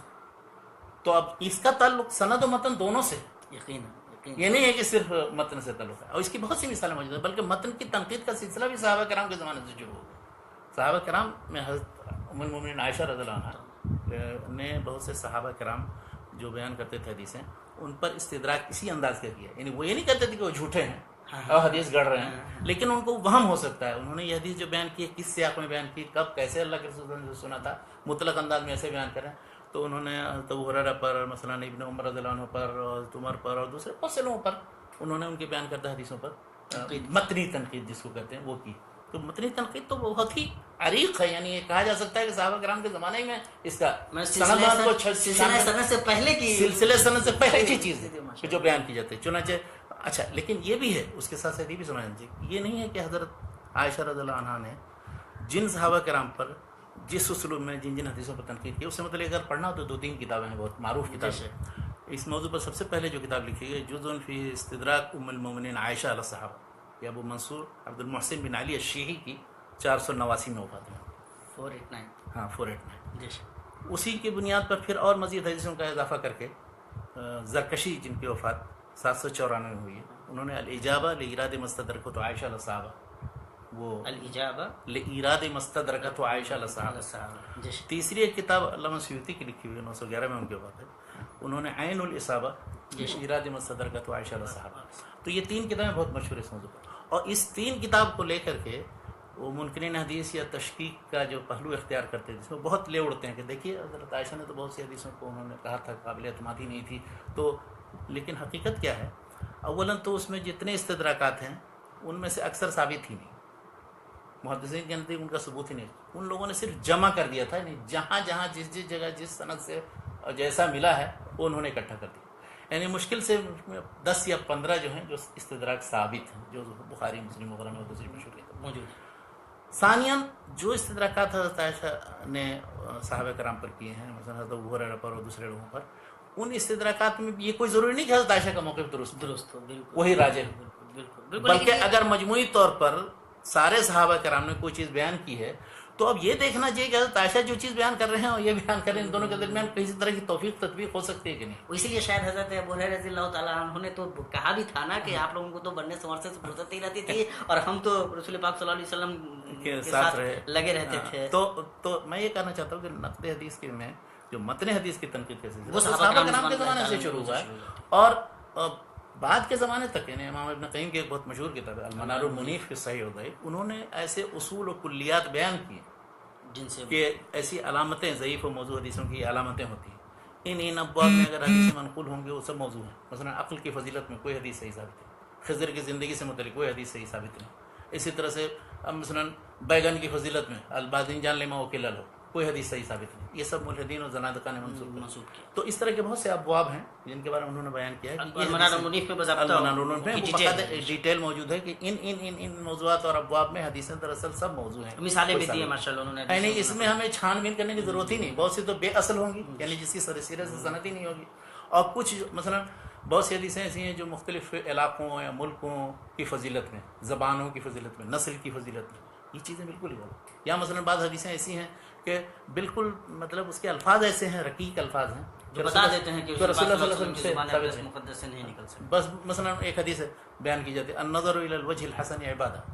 اب یہ اللہ کے رسول صلی اللہ علیہ وسلم سے یعنی کوئی شخص بھی اللہ کے رسول صلی اللہ علیہ وسلم کی دوسری حدیث میں دیکھے گا، ان کے رویے کو دیکھے گا تو لفظ سنتے ہی کہے گا کہ یہ رسول پاک صلی اللہ علیہ وسلم کی بات. لیکن یہاں ایک چیز بیان کرنا ضروری ہے کہ اس کا مطلب یہ نہیں ہے کہ ہر شخص جسے کوئی حدیث یہ سمجھ میں آئے کہ یہ رسول پاک نہیں رسول اللہ صلی اللہ علیہ وسلم نے پڑھ کے تو حدیث نہیں ہوگی، بلکہ دیکھا جائے گا پہلے. عموماً ایسا ہوتا ہے، یہ اصل میں بڑے محدثین کا، اس کی مثال ایسی ہے جیسے درہم و دینار میں کیا کھوٹا ہے اور کیا صحیح ہے. تو ایک جو صیرفی ہوگا رکھنے والا ہوگا اس کو تو وہ دیکھتے دیکھتے بتا دے ہاں یہ اصلی ہے، یہ نقلی ہے، یہ اصلی ہے نقلی، ٹھیک ہے. بالکل بالکل. تو وہ ایک محدث کے بارے میں اسے پوچھے گا تو فوراً بتا دے گا.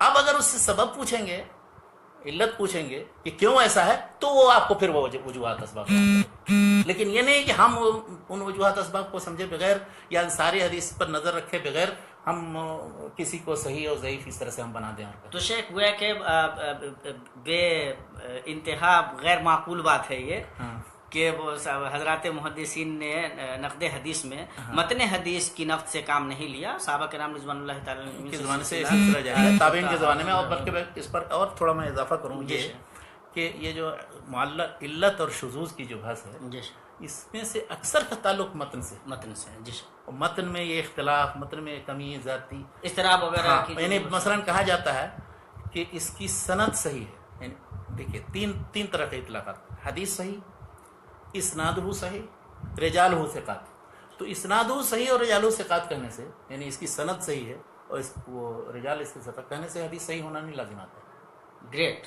کیوں؟ اس لیے کہ ہو سکتا ہے کہ اس میں انقطاع ہو سکتا ہے عنعنہ کے ذریعے روایت ہو سکتا ہے جو چیز بیان کی گئی ہو مثلا وہ تاریخی حقائق کے خلاف ہو سکتا ہے وہ مثلا ایسی چیز بیان کی گئی ہے کہ جو بالکل مطلب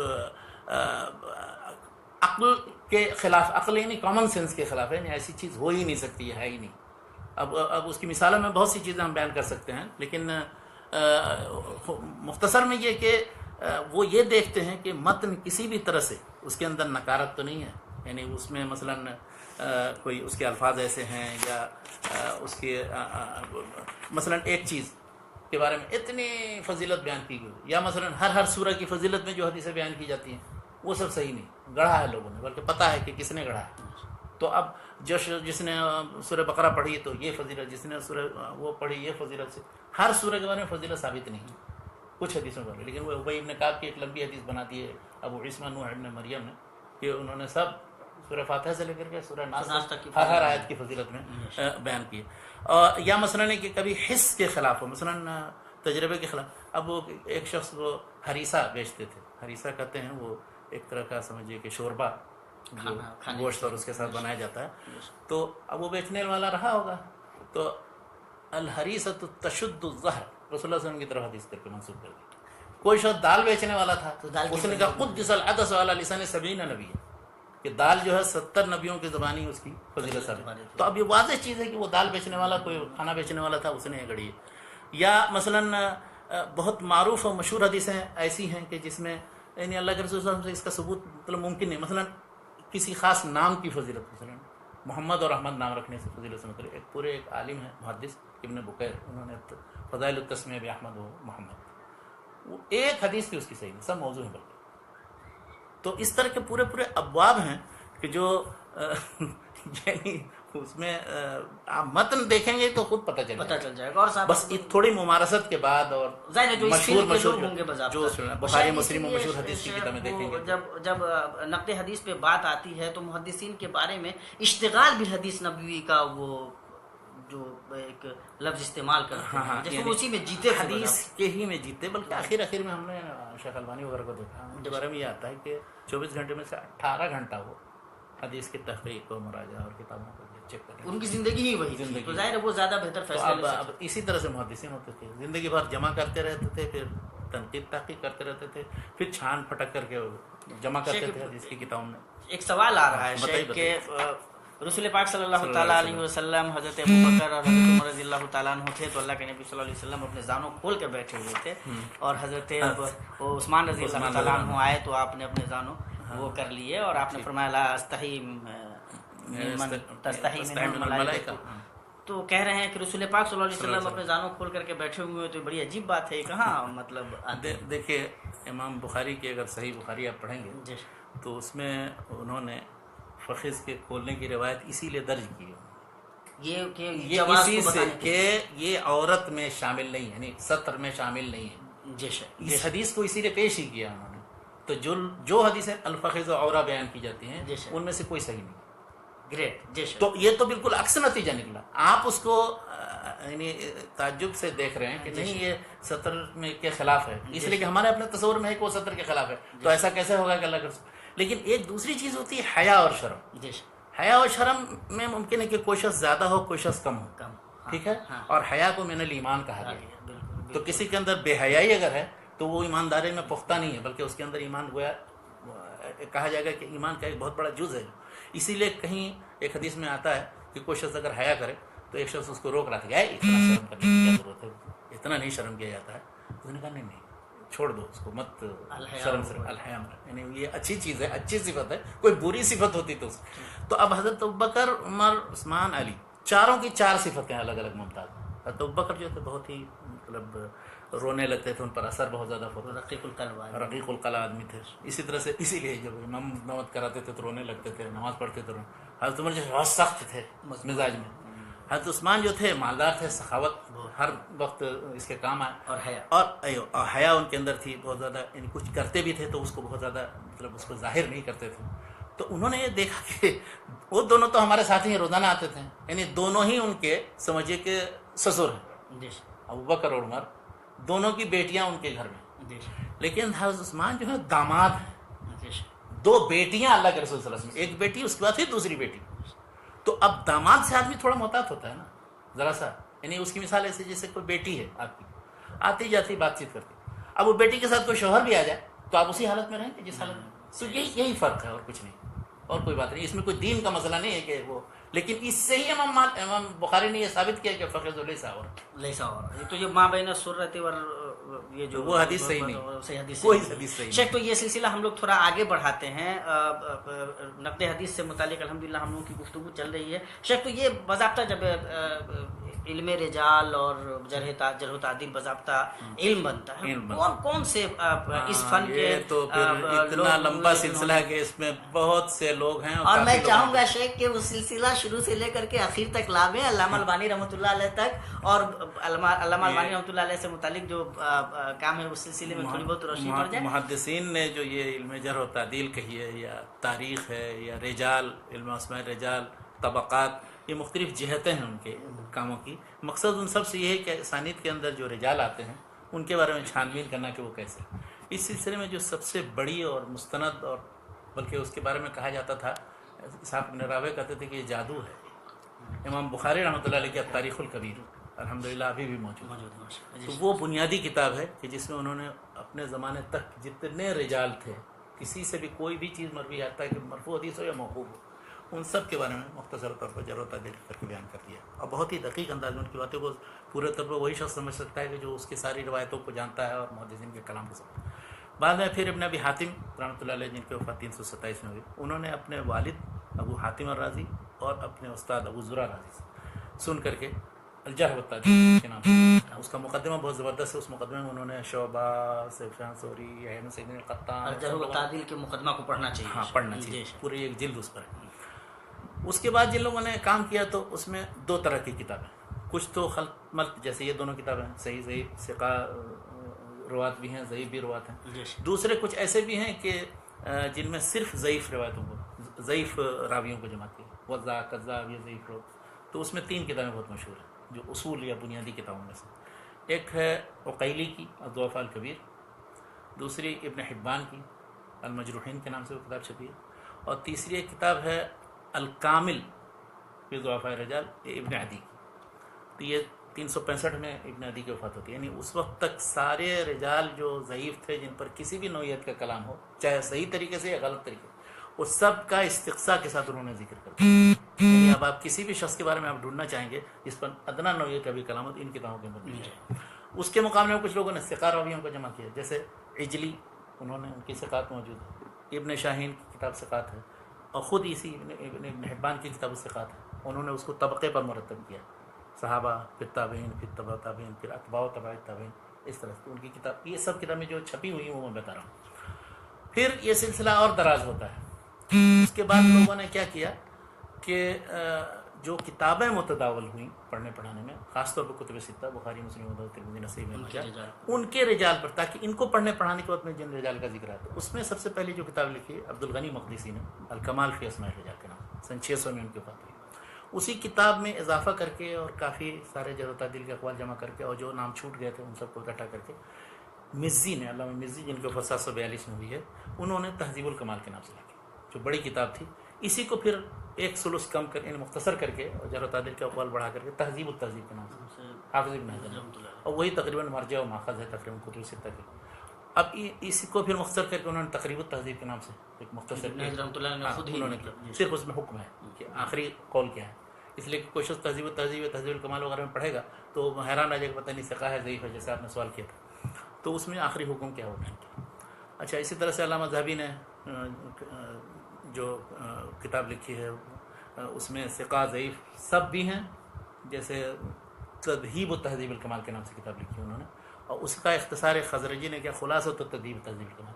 ہم لوگ کے زمانے میں محدثین، یعنی جو ہمارے اساتذہ کے اساتذہ تھے، ان کو کہیں اگر خلاصہ اور تقریب مل جاتی تھی تو سمجھتے تھے کہ ماشاء اللہ رجال کے. اب وہ سارے اصول دستیاب ہیں جو ان کتابوں میں. اچھا، اسی طرح سے علامہ ذہبی کی ایک کتاب ہے، بلکہ کئی کتابیں انہوں نے ضعفاء پر لکھی، جن میں سب سے بڑی کتاب جو ہے میزان الاعتدال کے نام سے. میزان الاعتدال میں انہوں نے یہ کیا کہ جتنے راویوں کے بارے میں کسی طرح کا کوئی کلام محدثین نے اگر کیا ہے، چاہے وہ صحیح ہو یا غلط ہو، دفاع بھی کیا بہت سے لوگوں کے بارے میں اگر غلط ہے تو وہ سب جمع کر لیے ایسے رجال. حافظ ابن حجر نے پھر کیا کیا کہ میزان الاعتدال میں سے وہ رجال کہ جو کتب ستہ کے نہیں تھے، اس لیے کتب ستہ کے تھے تو تہذیب تہذیب مل جائیں گے یا تہذیب الکمال میں، تو جو کتب ستہ کے نہیں ہیں انہوں نے الگ سے اکٹھا کر کے لسان المیزان کے نام سے کتاب لکھی، اور اس میں مزید اضافہ کیا جو ان سے چھوٹ گئے تھے. اس طرح سے اب یہ کہا جائے گا کہ وہ ستہ کے رجال سے متعلق تہذیب التہذیب اور لسان المیزان جو غیر ستہ کے سب ثقہ ضعیف سب کے بارے میں معلومات اگر آپ کو حاصل کرنا ہو تو مل جائے گی. اور اس کے باوجود بہرحال پچھلی کتابوں سے استغنا نہیں، انہی کتابوں پر سارا دار و مدار ہے اس وقت موجودہ دور تک. اب موجودہ دور میں کچھ لوگوں نے کیا کہ ایسے رجال کے جو ذہبی اور ابن حجر نے بھی اپنی کتابوں میں نہیں لکھی. اب چونکہ کمپیوٹر کا دور ہے اور پروگرام وغیرہ سب حدیث کی کتابوں کے آگے ہیں، تو ان میں سے وہ سندیں میں سے راوی نکال لیتے ہیں، ان کے بارے میں کسی محدث نے کس کتاب میں کیا کہا وہ بھی نقل کر لیتے ہیں. تو اس طرح سے اب کچھ ذیل لسانی میزان کسی نے لکھی، کسی نے اور میزان الاعتدال پر ذیل لکھا، لیکن یہ سلسلہ بہرحال ابھی تک جاری ہے. ہاں، لیکن بنیاد اسی پر ہے، تہذیب التہذیب اور لسان المیزان. تو یہ شیخ تو مطلب اسماء رجال و جرح و تعدیل سے متعلق. اس کے علاوہ تاریخ سے متعلق طرح طرح کی کتابیں لکھی. مثلا کسی نے سنوار مرتب کی، تاریخ الاسلام ذہبی کی.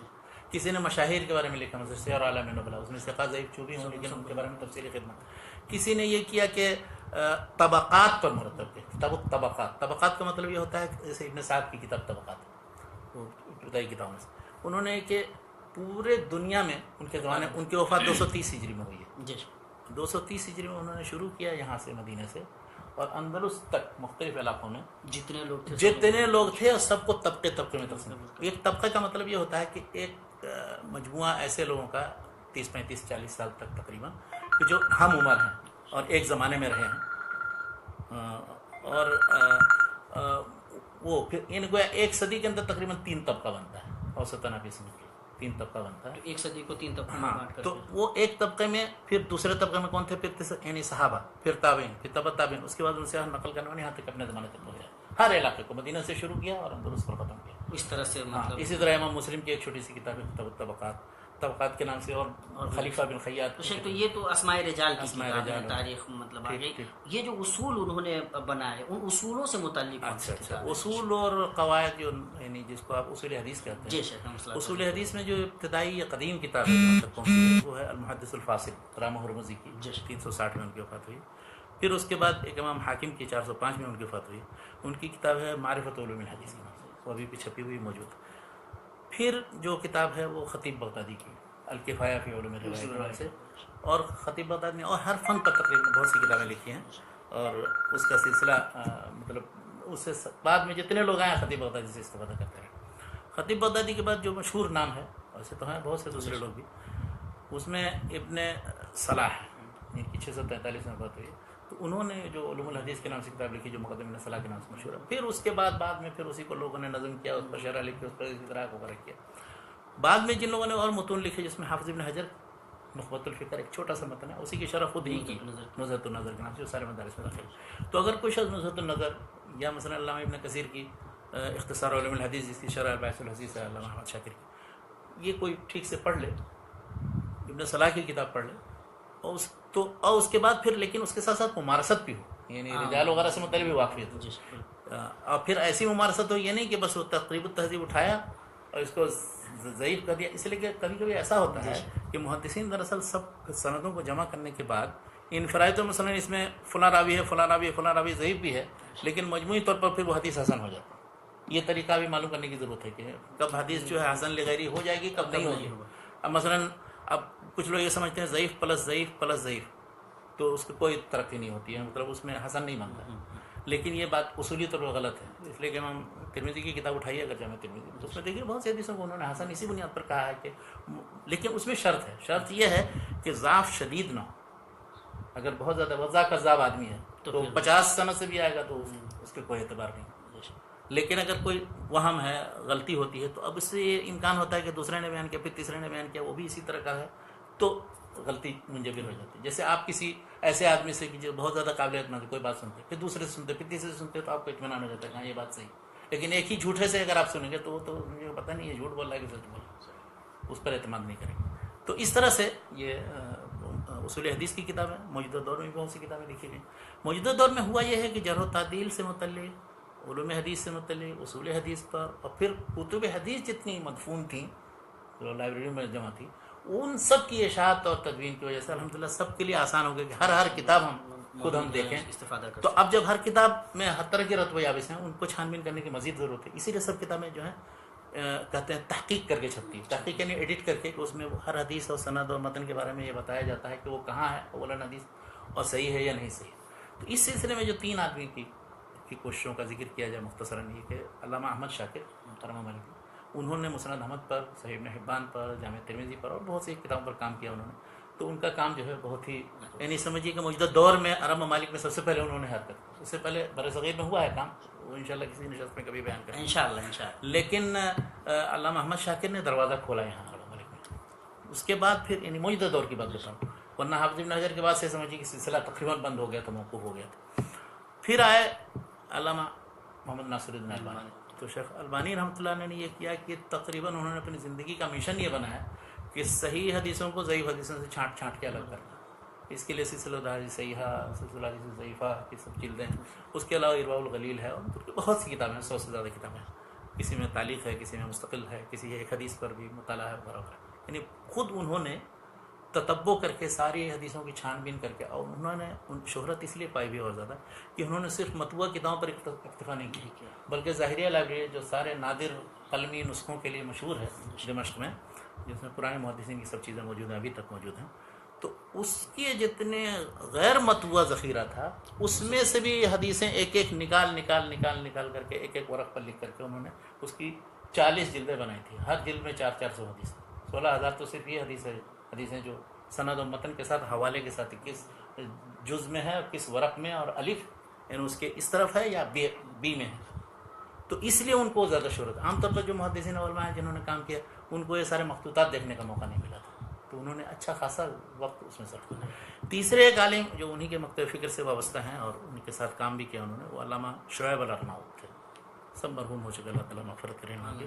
شعیب الارناؤٹ کا کام اگر انہوں نے جتنا کام کیا وہ ایک الماری میں ساری کتابیں سمائی ہیں۔ مسند احمد 50 جلد ہے، مسند احمد پر کام، اس طرح صحیح ابن حبان پر وہ 16 جلدوں میں، اس طرح مشکل الاثار امام طحاوی کی وہ تقریباً وہ بھی 14-15 جلدوں میں، شرح السنہ امام بغوی کی وہ 16 جلدوں میں۔ اس طرح بڑی بڑی کتابوں کو انہوں نے، سیر اعلام نبلا جو تراجم کی کتاب ہے لیکن اس میں جتنی حدیثیں ہیں سب پر کلام کیا، گفتگو کیا، وہ تقریباً 25 جلدوں میں۔ تو اس طرح سے انہوں نے ایک بہت بڑا ذخیرہ جو ہے کتب تراجم، رجال، حدیث، اور حتیٰ کہ تفسیر کی ایک کتاب ہے ابن جوزی کی، اس کو بھی انہوں نے ایڈٹ کر کے چھاپا اور حدیثوں سے۔ شیخ اب ہم لوگ بالکل اپنے اختتام کو پہنچ رہے ہیں۔ یہ سوال بہت آتا ہے کہ بھائی یہ جو علم تھا جب یہ 3ری صدی تک آتے آتے 4تھی صدی کا آتے آتے مکمل ہو جاتا ہے، باضابطہ رجال تدوین حدیث کا کام ہو جاتا ہے، نقد حدیث پہ ماشاءاللہ سارا مواد موجود ہے اور سب محدثین نے کر ہی لیا ہے، تو اب یہ جب آپ 15ویں صدی ہجری میں جی رہے ہیں، اب کیسے آپ حدیث کو صحیح اور صحیح بتا رہے ہیں؟ اب دیکھیے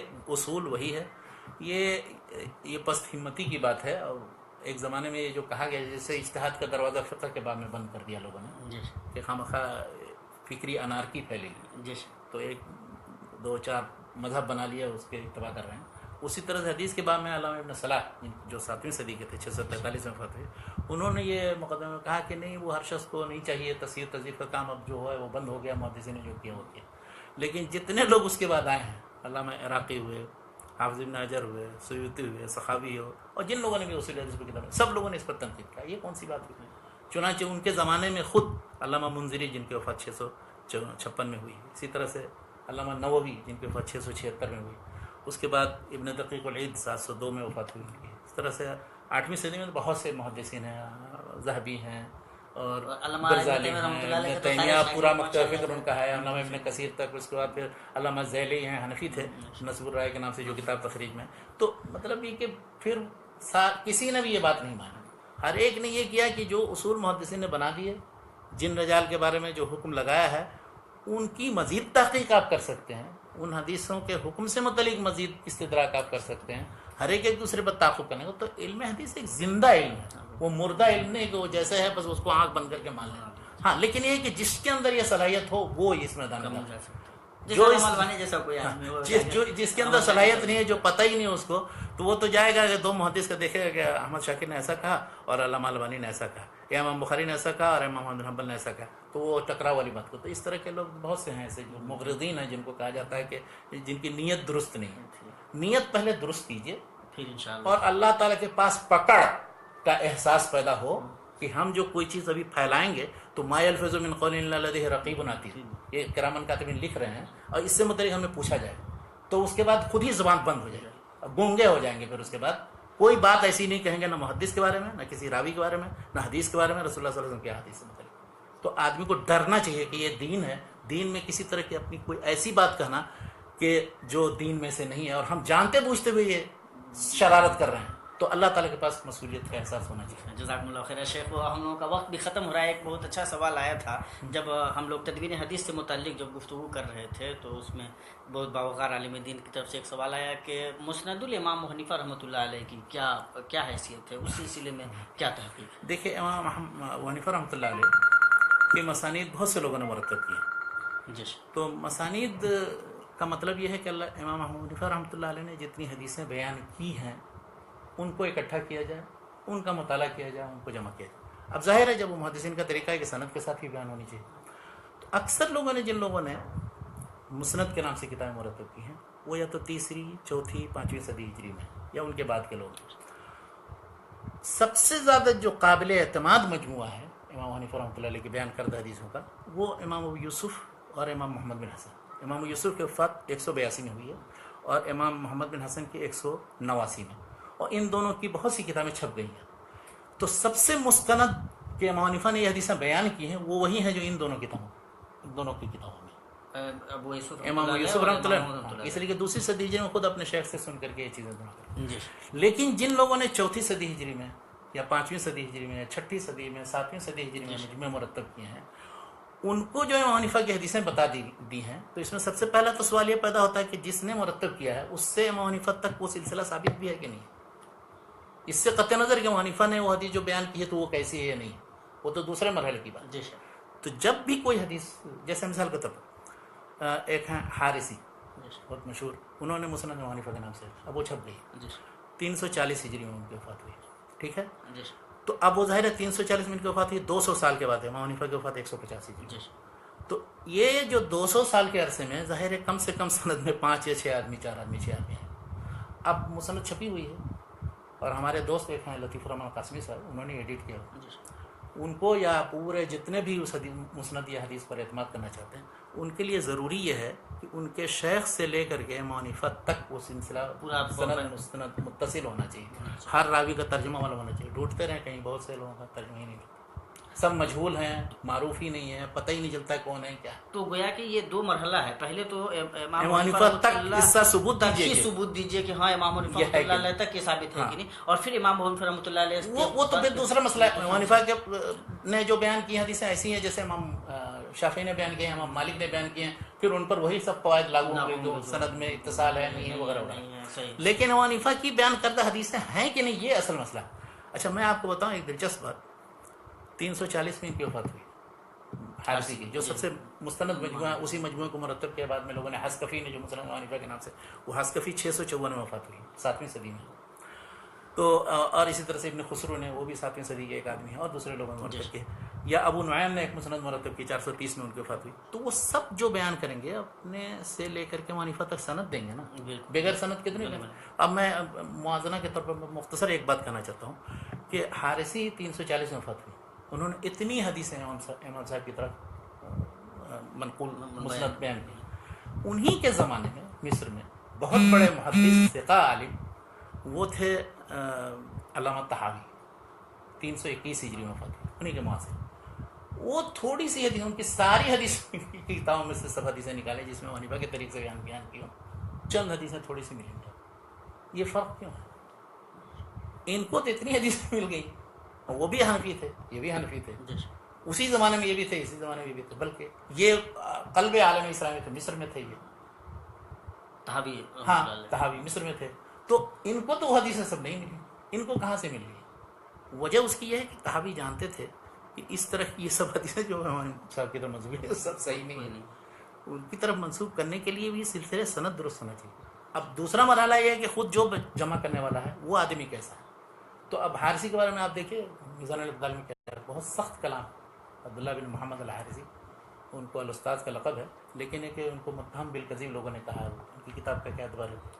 یعنی ان کے بارے میں ہم یہی اطمینان نہیں کرتے کہ امام حنیفہ کے بیان کردہ حدیث، امام حنیفہ رحمۃ اللہ علیہ بیان کردہ حدیث صحیح سلسلے سے وہاں تک وہ پہنچ، امام حنیفہ رحمۃ اللہ علیہ تک ہی پہنچ پاتے. کسی ایک حدیث کے بارے میں چیک کر کے دیکھیے جو سند میں، تو پھر مطلب اس حقیقت تک پہنچا جا سکتا ہے کہ اس کی کیا حقیقت ہے. بعد میں پھر وہ جو جامع مساند الامام الاعظم، اس میں 14 مسند جمع کیے، 7ویں صدی کے. تو انہوں نے جو خوارزمی نے جمع کیا ہے، انہوں نے جمع کیا ہے، انہوں کو غیرت آئی کہ امام حنیفہ کی حدیثیں ہی نہیں بیان کی جاتی ہیں، ان کی سند نہیں. دیکھیے ہر آدمی کو اللہ تعالیٰ نے جو صلاحیت دی ہوتی ہے اس میدان میں اس کو شہرت ہوتی ہے. امام حنیفہ کی رحمۃ اللہ علیہ کی فقہ کے میدان میں، اجتہاد و استنباط کے میدان میں شہرت ہے، اور اس میں وہ امام ہیں. کچھ الناس کلہم عیال علی ابی حنیفہ بالفقہ، امام شافعی رحمۃ اللہ علیہ. تو ان کو غیرت آئی، لکھا ہے اس میں، لکھا ہے مجھے غیرت آئی اور عصبیت آئی اور حمیت حنفیہ آئی، تو ہم نے یہ مجموعہ مرتب کیا. اچھا جبکہ ان 14 میں سے میرے خیال سے 3 یا 4 ایسے ہوں گے کہ جن کا کوئی مطلب ہے کہ صحیح طریقے سے ان سے تدوین ہونا بھی ثابت ہے، باقی سب ایسی ہیں، حارثی ہیں یا دوسرے اس طرح کے زیادہ تر وہ لوگ. اس لیے لوگوں نے اعتماد نہیں کیا. محدثین کی خود دیکھیے علامہ ذیلی حنفی ہیں، کہیں ایک جگہ بھی نہیں لکھا ہے انہوں نے کہ رواہ الامام حنیفہ بھی یا رواہ فلان بھی. حدیث کے سلسلے میں وہ یا صحیحین دیں گے یا سنن کا یا مسند کا دیتے ہیں والا. تو اس کا پتہ امام شاہ ولی اللہ نے بہت دلچسپ بات کی. انہوں نے کہا کہ ذرا جامع مسانید جو خوارزمی کا اگر تم مقام مرتبہ جاننا چاہتے ہو تو اس کی حقیقت ایسی ہے، اس کو اگر پتہ کرو، موازنہ کسی کو دیکھا ہے کسی محدث کو اس کا بھی حوالہ دیتا ہے اور اس کی طرف استناد. یہ شاہ ولی محدث رحمۃ اللہ نے کہاں لکھا ہے اس کو؟ یہ حجۃ البالغہ میں لکھا ہے. انہی باتوں پہ ہم آج کی نشست کو आखिरी मंजिल तक पहुंचाते हैं। हम आपके शुक्रगुजार हैं कि आपने इतनी दिलजमी से शेख से इस्तेफ़ादा किया, और सबसे ज़्यादा शेख के शुक्रगुजार हैं कि शेख ने हमें अपना इतना कीमती वक्त दिया। और अल्हम्दुलिल्लाह जो सवालात रह गए हैं उनमें से ज़्यादातर सवालात ऐसे हैं जो अगर हमारे इख्वान दोबारा सुनेंगे, पूरी तरह नहीं सुन पाए होंगे, दोबारा सुनेंगे तो इंशाल्लाह वो जवाबात मिल जाएंगे। लेकिन अगर कुछ सवाल रह जाता है इंशाल्लाह फिर हम दोबारा भी इसको लेंगे। वक्त ख़त्म हो चुका है, नमाज का टाइम होने जा रहा है, तो इंशाल्लाह हम फिर शेख से इस्तिफ़सार करेंगे। अब इंशाअल्लाह फिर हम शेख के साथ अभी इस सिलसिले की एक नशस्त बाकी है, उसमें हम इंशाअल्लाह फ़हम हदीस से मुताल्लिक़ जो मकातिब फ़िक्र रहे हैं, मुख्तलिफ़ मकातिब फ़िक्र रहे हैं,